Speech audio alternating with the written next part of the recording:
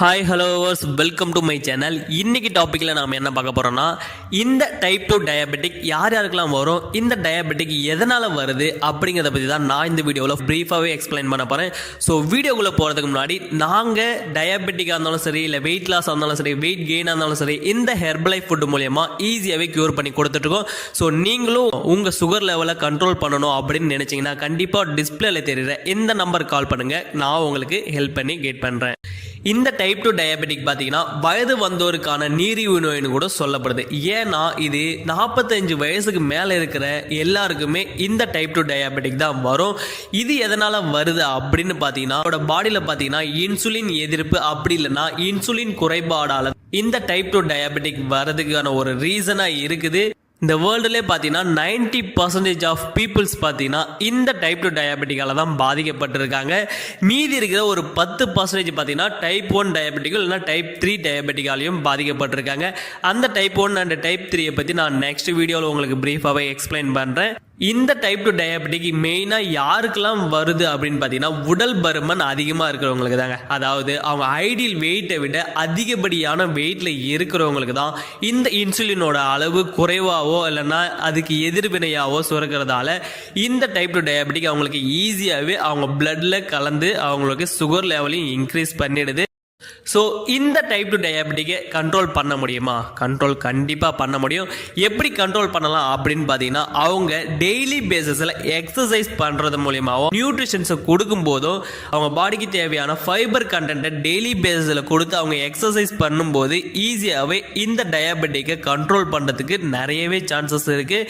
மோஸ்ட்டாக யாருக்கு இந்த டைப் 2 டயபெட்டிக் வரும்னு பார்த்தீங்கன்னா, உடல் பருமன் அதிகமாக இருக்கிறவங்களுக்கும் வயதானவங்களுக்கு தான் இந்த டைப் 2 டயபெட்டிக் வரும். இந்த டயபெட்டிக் இருக்கிறவங்களுக்கு என்ன மாதிரி அறிகுறிகளாக இருக்கும் அப்படின்னு பார்த்தீங்கன்னா, ஃபர்ஸ்ட் ஆஃப் ஆல் யூரின் அடிக்கடி கழிப்பது.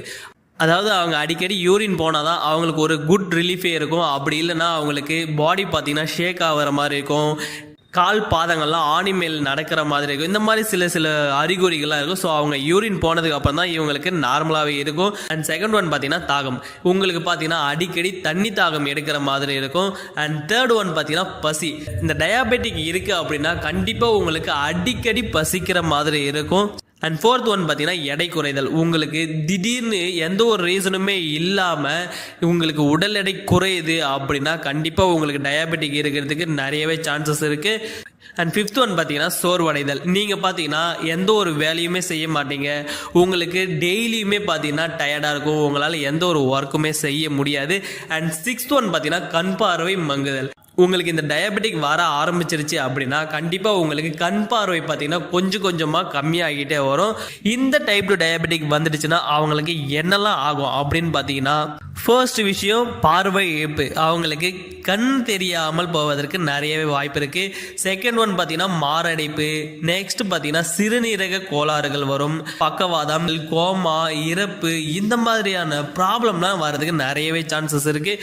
நீங்கள் டேப்லெட்டை எடுத்துகிட்டு இருந்தாலும் சரி, நீங்கள் இன்சுலின் போட்டுக்கிட்டு இருந்தாலும் சரி, ஸோ நீங்கள் நேச்சுரலான முறையில் உங்கள் டயபெட்டிக்கை கண்ட்ரோல் பண்ணணும் அப்படின்னு நினச்சிங்கன்னா, formula 1 fibre, protein, Shakemate, Afresh, multivitamin, இந்த ஷேக்கும் சேலட்ஸும் கண்டிப்பாக நீங்கள் ஒரு வெல்னஸ் கோச்சோட ப்ராப்பர் கைட்லைன்ஸோட எடுங்க.